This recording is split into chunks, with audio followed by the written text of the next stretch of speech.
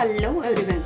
Today we are going to see the solutions for the sample question paper which is provided by CBSE board. So let's begin. 11 वाला लेते हैं. If a square is equal to 23/25 then a is, ठीक है, a square दिया हुआ है, a square is equal to 23/25. Okay तो a की वैल्यू हमें निकालनी है. सो इसका क्या करेंगे, a के लिए स्क्वायर रूट लेंगे. a इज इक्वल टू क्या आ जाएगा, √23/25 का रूट आता है 5. सो a की वैल्यू आ गई √23/5. अभी हमें पता है इर्रेशनल नंबर्स क्या होते हैं, जो रूट के फॉर्म में हो या फिर जो नॉन टर्मिनेटिंग हो. डेसिमल फॉर्म में अगर होते हैं तो नॉन टर्मिनेटिंग हो, एंड जो रूट के फॉर्म में होते हैं वो भी रैशनल नंबर होते हैं. तो ए क्या हो गया, जो √23 है इसका रूट तो हम निकाल नहीं पाएंगे, तो ये हो गया हमारा ऊपर वाला इर्रेशनल, नीचे 5 जो है वो रैशनल नंबर हो जाएगा. तो ये क्या हो जाएगा, फिर से इर्रेशनल नंबर हो जाएगा. तो a की वैल्यू क्या आएगी, a की वैल्यू आएगी irrational number. Option number b. Okay next लेते हैं. 12th है, if LCM of x and 18 is equal to 36 and HCF of x and 18 is equal to 2 then x का वैल्यू निकालना है. एलसीएम एंड एचसीएफ का क्या relation है हम लोगों को पता है, क्या है, LCM into HCF is equal to जो दोनों नंबर होंगे, नंबर 1 एंड नंबर 2, उनका प्रोडक्ट होता है. राइट ये हम सब लोगों को पता है. सो अकॉर्डिंगली सॉल्व करेंगे. LCM ऑफ x एंड 18, ये दो नंबर है जिनका LCM एंड HCF दिया हुआ है, तो वो नंबर रहेंगे x एंड 18. LCM है 36, HCF है 2, नंबर है x एंड 18. सॉल्व करेंगे. 36 into 2 upon 18 is equal to x. 18 1 जा, 18 2 जा, 2 into 2 is x. So x is equal to 4. Check करो answer. Yes 4 option is there, option number C. ठीक है, this is very simple. 13 वाला लेते हैं. 13 में बोला गया है, in triangle ABC right angle at B if tan A is equal to √3 then cos A cos C minus sin A sin C निकालना है. ठीक है, एक राइट एंगल ट्राइंगल है. पहले तो राइट एंगल ट्राइंगल निकालते हैं. This is a right angle triangle, right angle at B. So A B and C, B को राइट एंगल है. Okay given is tan A is equal to √3. अभी tan A √3 दिया हुआ है and जो function दिया है उसका वैल्यू हमें निकालना है. तो √3 हम टेबल में चेक करेंगे, √3 किसका वैल्यू होता है. tan के लिए कौन से एंगल का वैल्यू √3 होता है. अगर टेबल में चेक करेंगे तो समझ में आएगा tan 60 इज इक्वल टू √3. ठीक है, तो tan 60 इज इक्वल टू √3 मतलब एंगल A जो है ये हमारा 60 का हो जाएगा. राइट और ये 90 का है, ये 60 का है, तो ऑब्वियसली ये कितने का होगा, 30 का हो जाएगा. सो अभी हमें तीनों एंगल पता चले. अभी जो गिवन है वो सॉल्व करते हैं. गिवन है cos A cos C minus sin A sin C. ठीक है, cos A क्या होगा, cos 60, cos C cos 30 minus sin 60 sin 30. cos 60 का वैल्यू क्या है, 1/2. cos 30 का वैल्यू है √3/2 माइनस साइन 60 का वैल्यू है √3/2 and sine 30 is again 1/2. So same है √3/4 माइनस √3/4. आंसर क्या आएगा? 0. चेक करो ऑप्शन 0 इज देयर और not. Yes. So option number b is the right answer. ठीक है, ये आप सेम दूसरे मेथड से भी सॉल्व कर सकते हैं. सेकंड मेथड बता देती हूँ. सी ट्रायंगल में tan A जो है वो दिया हुआ है. This is tan A. सी अगर हम ट्रायंगल ऐसे ड्रॉ करते हैं, this is A, this is B and this is C and tan A is √3. सो अगर हम SOHCAHTOA के अकॉर्डिंगली चेक करते हैं तो क्या होगा? tan A क्या होगा? tan का वैल्यू क्या होता है? tan का वैल्यू होता है अपोजिट अपॉन एडजेसेंट.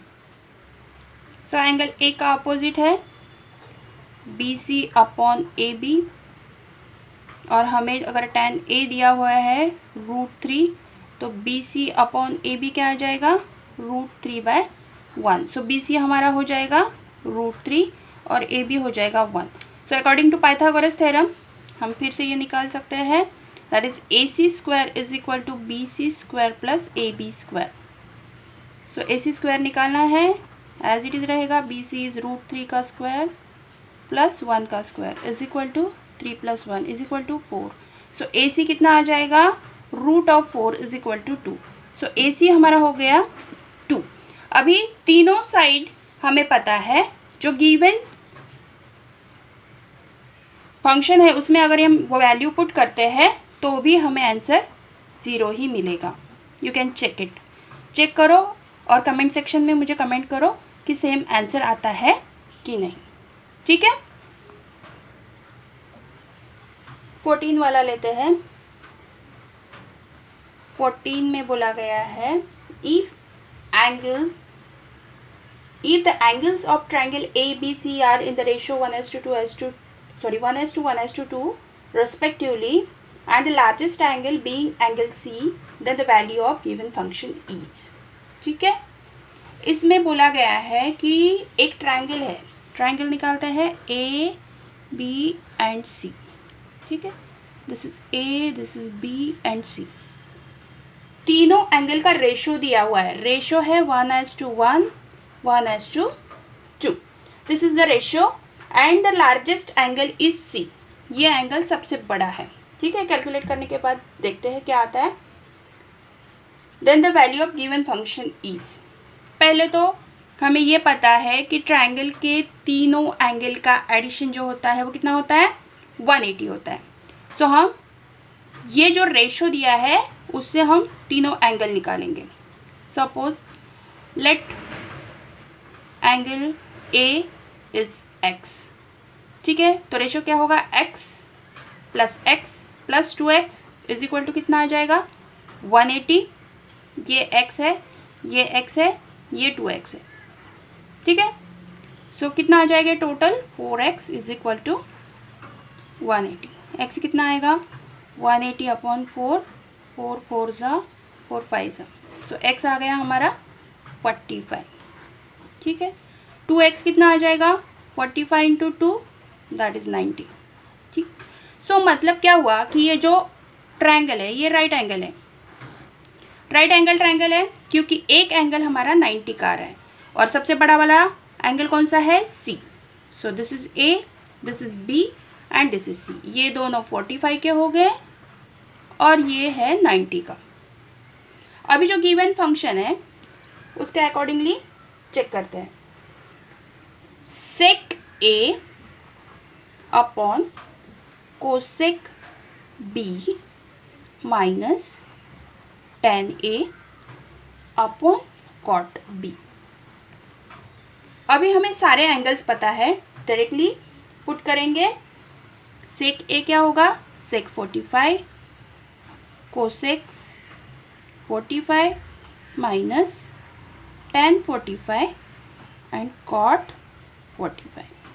टेबल में चेक करो सब 45 एंगल्स की वैल्यू क्या है। sec 45 is √2, cosec 45 is again √2, minus tan 45 is 1 and cot is 1। सो ये आ गया 1 minus 1 that is 0। So answer क्या होगा 0। ऑप्शन चेक करो, option A is right option for question number 14। ठीक है, वेरी सिंपल। नेक्स्ट वाला लेते हैं।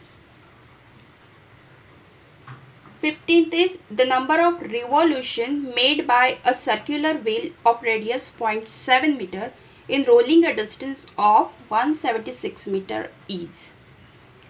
ओके, एक सर्कुलर व्हील है, सर्कुलर व्हील जिसका रेडियस दिया हुआ है 0.7 metre, this is O.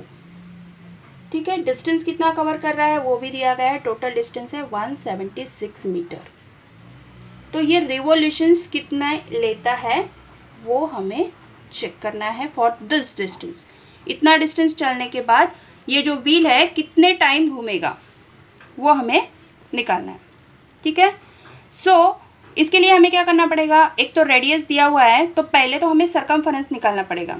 Circumference कैसे निकालेंगे, यहाँ से सपोज ये व्हील घूम के ऐसा जा रहा है, मतलब एक सरकमफेरेंस इसका डिस्टेंस वो कवर कर रहा है।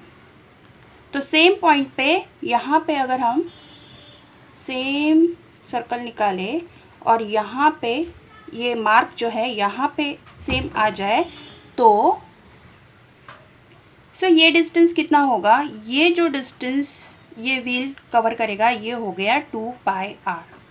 तो 2πr क्या है, सरकमफेरेंस ऑफ दिस व्हील। सो ऐसे 2πr करके ये रिवॉल्यूशन हर एक ये व्हील एक एक रोटेशन रिवॉल्यूशन लेता जाएगा and then cover the distance 176 metre. So पहले हम इसका सरकमफेरेंस निकाल लेते हैं। Circumference is equal to 2πr। R हमें पता है, पाई का वैल्यू 22/7, आर इज 0.7। ठीक है, सो 2 × 22 × 0.1, सो 44 × 0.1 इज 4.4। सरकमफेरेंस आ गया हमारा 4.4 मीटर। ओके, सो अभी डिस्टेंस कवर कितना करना है, एक सरकमफेरेंस एक रिवॉल्यूशन में डिस्टेंस कितना कवर हो रहा है 4.4 मीटर।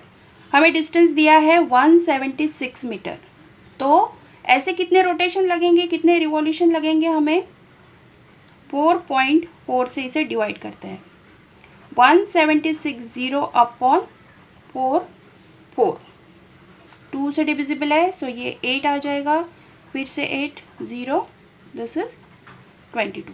सो 880 अपॉन 22 इज 40, 1 ज़ा 4 ज़ा।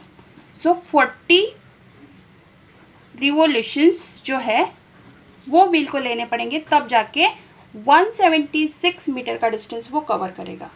सो 40 का ऑप्शन देखो 50 में है, ऑप्शन नंबर डी।